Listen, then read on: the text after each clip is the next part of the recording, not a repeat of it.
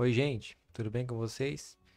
Então, hoje o assunto é um assunto que tá chegando aí, né? De conhecimento de todo mundo, que é o famoso final do ano, né? Que é aquele momento de comemoração, de festa, de loucura, de promessas e, enfim, uma série de coisas que um aglomerado de coisas na real, né, que acontecem nesse último mês do ano e especialmente no último dia do ano, que é a loucura geral. O final de ano e as promessas. Por que depois de 365 dias, lançamos promessas e mais promessas aos ventos, ou nas redes sociais, sempre jogando a responsabilidade para o que vem a seguir? Alguns diriam: até que enfim o ano novo chegou, é tempo de abraçar o novo, festejar os prazeres e agitar os sentidos. O então novo ano começa de ressaca, monótono e de mau humor. A empolgação de antes terminará nos primeiros meses do ano. Pode parecer algo bonito de ser feito naquele momento, não sei. Será que de fato as promessas vêm de dentro? Ou é mais um comportamento que nos habituamos a praticar? Então a gente abre o vídeo com essa reflexão, né, esse texto que eu escrevi e acho que ele representa várias coisas que se passam, né, nesses momentos finais do ano. A primeira coisa que eu queria falar aqui no vídeo é sobre a reflexão do ano antes das festas, antes das datas festivas, sejam de empresa, sei lá, se a pessoa tem aniversário, Natal e principalmente a virada do ano, que acho que é o, o ponto mais. É como se fosse o clímax do ano, eu acredito. É uma euforia geral, praticamente. Escrevi sobre trazer essa parte de refletir sobre as coisas, não só lá no final, não deixar tudo para o último dia ou para os últimos dias do ano e enfim, mas trazer algo mais pautado para antes. Tipo, a gente tá agora no começo de dezembro, tem muito chão pela frente ainda. Então, por que que a gente não para pensar sobre o ano agora? Ou antes ainda, até em novembro, enfim, olhar para trás de um modo mais geral mesmo, não tão específica quanto se a gente deixar para ver isso no último dia do ano, porque daí talvez a gente vai enviesar muitas coisas, muitos pensamentos para um lado é, para um lado que vai satisfazer o nosso momento naquele período, né? Naquela noite ali de festa, enfim, né? Ou se alguém perguntar como é que foi o ano, porque essas questões elas vêm, né? Tem as músicas também, né? Eu não vou entrar nesse tema das músicas do final do ano e tal. Mas tem, né, aquela coisa de tipo, o ano termina e começa outra vez, e as músicas de Natal, enfim, tem um monte de coisa. E aí eu coloquei, né, o que você fez esse ano? Uma pergunta bem aberta, né, de um modo geral. E uma coisa que eu coloquei, que eu até pensei e acho que é interessante, é de a gente, nesse momento que a gente estiver fazendo essa reflexão do ano, abrir a galeria do celular e ver se tem alguma coisa ali, né? Talvez você não tire muitas fotos, talvez você tire muitas, tenha vídeos, e talvez tenham várias coisas ali que você não lembre que você fez no ano e possam ser interessantes para esse momento de reflexão. Algo que a gente introduziu na nossa vida, se a gente teve novas amizades, se a gente conheceu novos locais, quais são esses locais, por que que a gente conheceu esses locais, também acho que é bem interessante de perceber. E eu coloquei interações também com famílias, amigos, estranhos talvez, algo que não era para ter acontecido, sabe? Um negócio que não tá previsível assim. Creio que também é interessante, porque volta e meia acontecem coisas, né, que a gente não tá prevendo e tal. A vida tem dessas. O último ponto das reflexões do ano ainda é a percepção de tempo.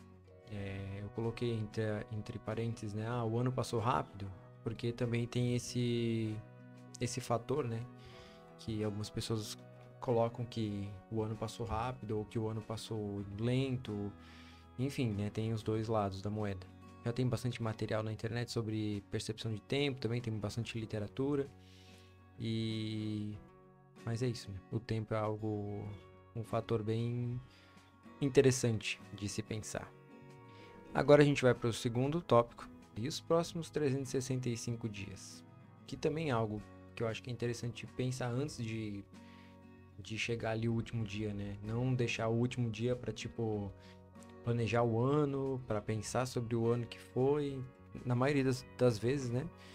aqui dando a minha opinião de centavos, mas eu creio que a maioria das pessoas nesse último dia do ano, grande parte das pessoas, né, no caso, elas estão, sei lá, de férias, estão em outro lugar, estão aproveitando de alguma maneira, relaxando e tal, e às vezes não vai ter tempo, não é que não vai ter tempo, né, não vão dedicar um tempo a fazer essas reflexões, né? Então, por isso que eu acho que é interessante fazer antes também. E essa reflexão é sobre o próximo ano. Aí aqui vai algumas perguntas, né? O que que você quer fazer no próximo ano? De modo geral também. Coisas que te motivem de alguma maneira. Vou dar uns exemplos, tipo, fazer uma viagem que já estava pensando há algum tempo e fazer mesmo, sabe? Tipo, não só pensar, anotar, mas e deixar ali de lado. Porque daí essa coisa pode ficar de lado realmente, né? Se não for colocado em prática. Começar um esporte, algo que você tem interesse, né? Eu coloquei esporte aqui, adquirir um novo hobby também, que é algo bem interessante, tem uma centena de coisas para fazer e coisas que cada pessoa vai se identificar, né? Obviamente tem pessoas e pessoas, né? E eu acho que tem coisas para todo tipo de pessoa. Isso é bem interessante também. E ter um hobby que agregue, né, de alguma maneira,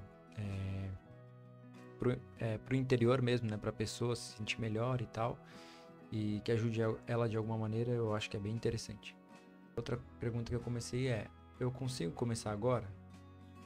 Vamos pensar em coisas em coisas menores. Eu coloquei também, entre parênteses, estudar alguma coisa que a pessoa tem interesse. Eu acredito que se as pessoas parassem pra pensar um pouquinho, assim, tipo, 5 minutos, vamos botar assim, né? As pessoas que estão nessa vibe, digamos, elas querem aprender alguma coisa. Talvez elas não sabem o que elas querem aprender, mas eu acho que sempre tem alguma coisinha pra gente aprender, né? Não precisam ser coisas gigantes, coisas enormes. Eu acho que tem que ser coisas que façam sentido com o que a pessoa tá vivendo no momento e tal. E é isso. Por último, mas não muito menos importante, praticar atividade física. E praticar atividade física pode ser muitas coisas também, porque tem uma infinidade de coisas que dá pra fazer, né? Obviamente, né, necessita um pouco de tempo e de esforço, principalmente, né, de motivação pra fazer isso. Eu acho que são coisas interessantes também pra pensar assim, né? E não são coisas muito gigantes de conseguir fazer. Porque também não adianta eu olhar, né, o ano que vem, 365 dias, e montar uma série de coisas gigantes que na minha cabeça eu vou dar conta, mas na prática vai ser muito difícil entregar tudo isso. Então acho que é mais legal focar em coisas menores. Obviamente é legal também ter planos um pouco maiores, mas manter, né, tentar manter algo que seja mais racional, acho que mais perto da realidade que consiga fazer naquele momento. Agora a gente vai para o terceiro e último tópico desse vídeo, que é cultivar bons hábitos. É algo que não é nada fora da realidade, algo grandioso. Na maioria das vezes são coisas simples e que vão deixar a gente bem em vários momentos do dia. E até, sei lá, da vida no geral, eu acho. Porque depois que se constrói um hábito, né? Se for algo interessante, algo que não seja disfuncional, né? Eu vou até abrir aqui e já vou falar sobre isso. Mas é algo interessante de se pensar. Eu não vou entrar no mérito do que é bom e do que é ruim. O disclaimer que eu vou dar aqui é para evitar hábitos disfuncionais, beleza? E agora eu vou falar sobre hábitos que eu aprimorei este ano passado, e eu até comentei antes sobre a leitura. E não é nada absurdo, não é nada, nossa, grandioso, nada fora de uma realidade, assim, de uma pessoa comum, uma pessoa normal. A corrida, que começou lá antes da pandemia, acho que 2018, que eu entrei num grupo, eu conheci um grupo por uma pessoa conhecida, né, indicou um grupo de corrida, eu entrei, e aí eu comecei a correr provas e tal, e foi muito bacana, eu conheci gente nova, e estar naquele ambiente já estava me fazendo muito bem. E aí a pandemia veio, né, as provas foram proibidas, né, e tal, toda aquela questão, E aí depois eu fiquei acho que um ano sem correr, talvez, praticando esporte ainda, mas a corrida eu tinha deixado um pouco de lado. E esse ano eu voltei oficialmente, digamos assim, a correr prova, a treinar com mais constância e agora já estou nesse meio de novo. O segundo hábito que aconteceu em decorrência da corrida, basicamente, foi a alimentação. Que esse ano eu fiz a minha primeira meia maratona, foi muito legal. E eu optei por ter um acompanhamento para os treinos e tal. Enfim, contratei uma nutricionista que me ajudou bastante, fez um plano de alimentação, porque eu tive alguns problemas com alguns treinos específicos, porque eu comia meio mal, digamos assim. Agora já estou muito melhor comparado a antes. E isso é bem interessante também de pensar, assim, como é que era, né? Eu vou dar o exemplo da minha alimentação. Como é que era a minha alimentação um ano atrás? E olhar como é agora, sabe? E ter perceber essa mudança. Principalmente comigo, como foi a corrida, né? Perceber a performance da corrida, dos treinos e tal, com essa alimentação encaixada e pensada para isso. Ajudou bastante. Principalmente por causa do esporte, né? Que trouxe resultados bons. E o último, eu acho que é um dos mais importantes. Não sei se é o mais importante, mas eu gosto bastante. Que é a leitura. Eu nunca fui uma pessoa, nossa, que lia vários livros e tal. Na época da escola eu lembro de ler um ou outro, assim. Tinha muito sobre, o professor pediu para fazer uma resenha de um livro. Aí pegava um livro lá e lia. Eu lembro que na época da escola teve um momento, assim, em específico que eu li alguns livros, que foi a série do Percy Jackson. E eu acho que eu gostei, porque na época... Acho não, né? Hoje eu vejo, assim, eu entendo um pouco porque eu gostei. Eu gosto da mitologia grega de um modo geral, assim. Não sou um expert da mitologia grega. Mas como aquele livro, ele trazia elementos da mitologia grega e era mais uma pegada de adolescente e tal, acho que casou muito com o momento que eu estava vivendo. Então aquilo lá foi muito interessante. E aí depois de um tempo, né, depois da escola e tal, e durante a escola também, né, eu não tinha muitas leituras. Em casa não se tinha o hábito de ler, então sempre foi algo meio de escanteio, assim, algo meio esporádico de acontecer. E ano passado pra cá que eu venho lendo com mais constância. Ano passado eu li vários livros, acho que foi mais de 10, eu acredito. E eu tô olhando pra cima aqui pra lembrar algumas coisas que eu li, mas ano passado foi coisas mais sobre dinheiro, sobre algumas coisas sobre psicologia também. Não foi acho que tantas leituras ficcionais e tal. E este ano eu li mais que ano passado. Eu acredito que deve ter passado de 20 livros. Talvez eu coloque alguma foto aqui dos livros que eu li esse ano.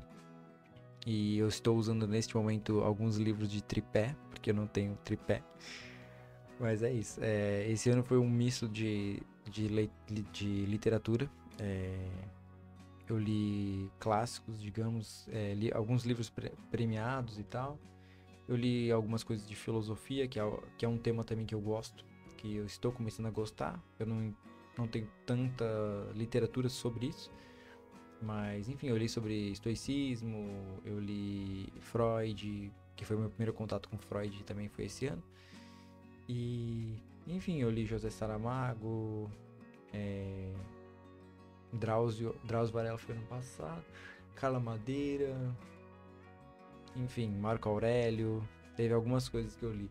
Tô olhando aqui pra cima pra ver aqui. Eu li um livro do George Orwell muito bom esse ano, que é No Fundo do Poço em Paris e Londres.